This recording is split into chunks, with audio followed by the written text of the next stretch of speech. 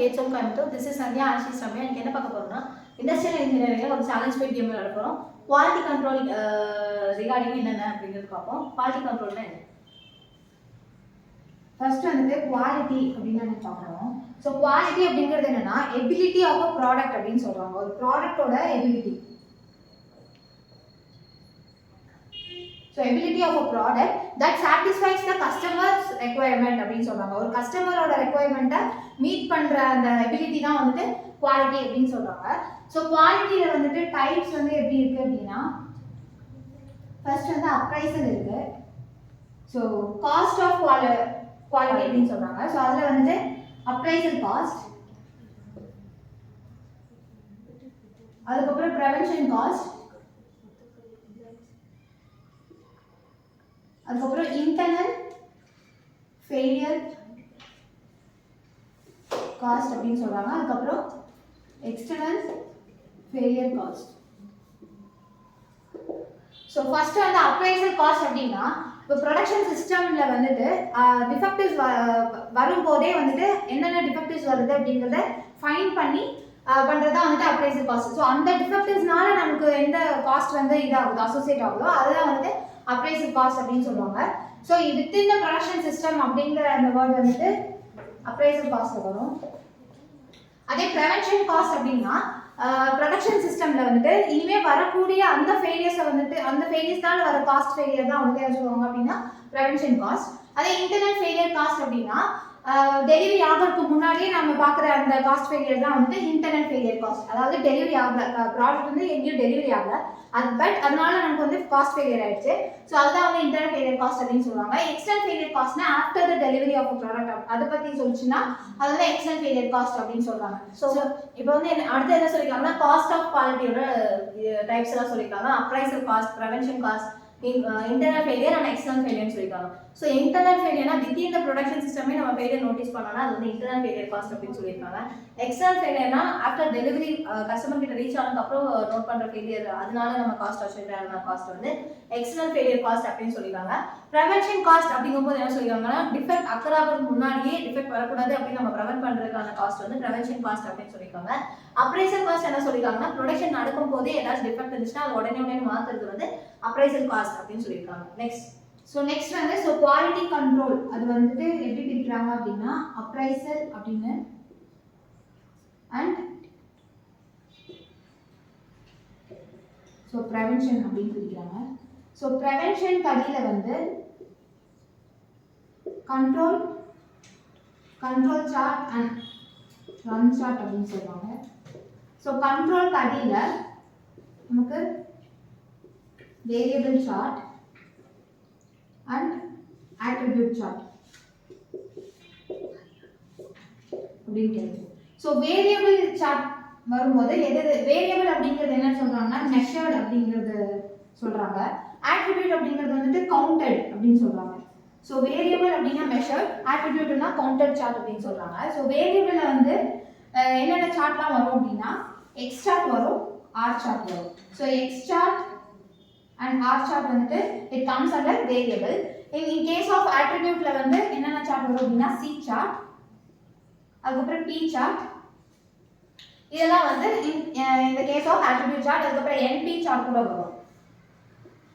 இதெல்லாம் தான் வந்துட்டு under the quality control.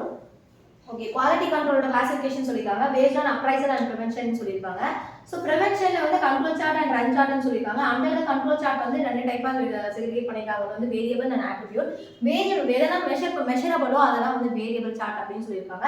எதெல்லாம் கவுண்டட் அப்படின்னா அது வந்து அட்ரிபியூட் அப்படின்னு சொல்லிருக்காங்க. எக்ஸ் சார்ட்டும் ஆர் சார்ட்டும் வந்து அண்டர் வேரியபிள்ல வருது அப்படின்னு சொல்லிருக்காங்க. மற்ற பி, சி அண்ட் என்பி எல்லாமே அட்ரிபியூட் அப்படின்னு சொல்லுவாங்க. அடுத்து வந்து இந்த சார்ட்கான டிஸ்ட்ரிபியூஷன் அதோட அதை எதை ரெப்ரசென்ட் பண்ணது அப்படிங்கிறதெல்லாம் பார்க்க போகிறோம். இப்போ சார்ட் எடுத்துக்கிட்டோம் அப்படின்னா என்னென்ன சார்ட் இருக்குது அப்படின்னா X, R, C, P, NP. இதெல்லாம் வந்து என்ன அண்டர் ஆட்ரிபியூட்டா இல்லை எந்த அண்டர் விச் சார்ட் அப்படின்னு பார்க்கும்போது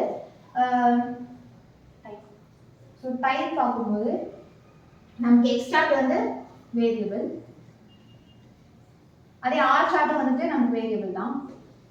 மற்றது எல்லாமே நமக்கு attribute.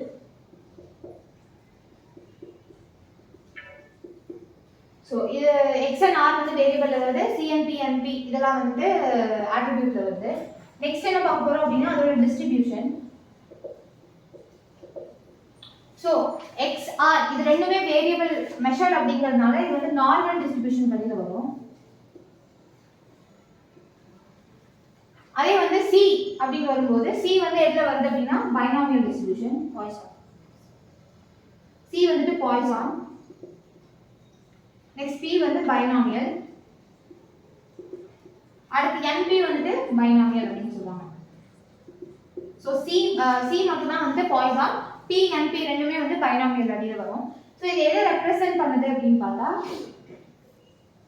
ஸோ எக்ஸ்ட்ராக்ட் அப்படிங்கும்போது நான் எதை பற்றி பேசுவோம் அப்படின்னா மீன் பற்றி பேசுறது தான் வந்து எக்ஸ்ட்ராக்ட். ஸோ எக்ஸ்ட்ராக்ட் அப்படிங்கிறது வந்து சென்டரிங் அப்படிங்கிற ஒரு வேர்ட் சொல்கிறாங்க. சென்டரிங் அப்படின்னா இட் மீன் அப்படின்னு அர்த்தம். அதுக்கப்புறம் ஆர் சார்ட் வந்துட்டு ரேஞ்ச் பற்றி சொல்லும். ஸோ ரேஞ்சுங்கும் போது இந்த டிஸ்பர்ஷன் அப்படிங்கிற வேர்ட் சொல்லியிருக்காங்க. அதுக்கப்புறம் சி சார்ட் வந்து என்ன சொல்றோம் அப்படின்னா number of defects. So C chart represents the number of defects. In case of P chart, it says it also says about the defects, but it says about the fraction defects அப்படின்னு சொல்லுவாங்க. அதே வந்து NPயும் வந்து fraction defects தான், number of fraction defects. But இங்க இருக்கிற n இருக்குயா, so இந்த n வந்து எதை சொல்லும் அப்படின்னா சாம்பிள் சைஸ் பத்தி சொல்லும். n is equals to constant அப்படின்னு சொல்றாங்க. So sample size is constant in NP chart. So okay, இப்போ chart various types of chart, அதோட டைப், அதோட டிஸ்ட்ரிபியூஷன் என்ன இதை ரெப்ரசென்ட் பண்ணுவோம் அப்படின்னு செக்ரிகேட் பண்ணியிருக்காங்க. ஃபர்ஸ்ட் வந்து எக்ஸ் அண்ட் ஆர் சார்ட் வந்து நம்ம எதுக்கடையில் பார்த்தோம்னா வேரியபிள் மெஷரபிள்னு பார்த்தோம். So X and R chart வந்து வேரியபிள் அப்படின்னு சொல்லுவாங்க. எக்ஸ் வந்து நார்மல் ரெண்டுமே வேரியபிள் வர டைப் எல்லாமே நார்மல் டிஸ்ட்ரிபியூஷன் அப்படின்னு சொல்லுவாங்க. மீதி இருக்கிற எல்லா சார்ட்டும் வந்து ஆட்ரிபியூட் எதெல்லாம் கவுண்டடோ அதெல்லாமே வந்து ஆட்ரிபியூட்னு சொல்லுவாங்க. ஸோ ஆட்ரிபியூட் எல்லாமே வந்து என்ன டிஸ்ட்ரிபியூஷன் வரும் அப்படின்னு பார்த்தோம்னா பைனாமியல் அண்ட் பாய்சான் வரும். அதில் வந்து பிபி இருந்துச்சுன்னா நம்ம பி வச்சுக்கலாம். ஸோ ரெண்டுமே பைனாமியல், இது வந்து பி இல்லை, ஸோ வந்து இது வந்து பாய்சான். ஸோ இந்த இடத்துல நம்ம பி போடணும் அப்படின்னு வச்சுக்கலாம். இப்போ சி வந்து Poisson distribution, P and P வந்து பைனாமியல் டிஸ்ட்ரிபியூஷன் அப்படின்னு சொல்லுவாங்க. அடுத்தது எதை ரெப்ரசென்ட் பண்ணுது அப்படின்னா எக்ஸ்னா மீன் பற்றி பேசுது, ஸோ அது வந்து சென்டரிங் அந்த மாதிரி இதெல்லாம் ரெப்ரசென்ட் பண்ணும் அப்படின்னு சொல்லியிருக்காங்க. ஆர்னா ரேஞ்ச் பற்றி பேசுனால டிஸ்பர்ஷன் சொல்லியிருக்காங்க. சிங்கும் போது நம்பர் ஆஃப் டிஃபெக்ட்ஸ் சொல்லியிருக்காங்க. சி இந்த ஆட்ரிபியூட்ல இருக்கிறது எல்லாமே டிஃபெக்ட்ஸ் பற்றி தான் பேசுது. ஏன்னா டிஃபெக்ட்ஸ் ஆட்ரிபியூட்னாலே கவுண்டர் நமக்கு தெரியும். So number of defects can be counter. So அப்போ இதில் வந்து ஆட்ரிபியூட் போது சிங்கும் போது நம்பர் ஆஃப் டிஃபெக்ட்ஸ், அதே ஃப்ராக்ஷன் டிஃபெக்ட்னா பி, அதில் வந்து என்பிங்கும் போது பியும் ஃப்ராக்ஷன் டிஃபெக்ட்னா, பட் அது என்ன மட்டும் என்ன ரெப்ரசென்ட் பண்ணணும்னா சாம்பிள் சைஸ் வந்து இங்கே கான்ஸ்டன்ட் அப்படின்னு சொல்லியிருக்காங்க. ஸோ இந்த வீடியோவில் என்ன பார்த்தோம்னா குவாலிட்டி கண்ட்ரோல் என்ன பார்த்தோம், காஸ்ட் ஆஃப் குவாலிட்டியோட டைப்ஸ் எல்லாமே பார்த்தோம், அதோட கிளாசிஃபிகேஷன், அப்புறம் அதோட டைப், அதோட டிஸ்ட்ரிபியூஷன்ஸ், அந்த இதை ரெப்ரசென்ட் பண்ணது எல்லாமே பார்த்தோம். தேங்க்யூ.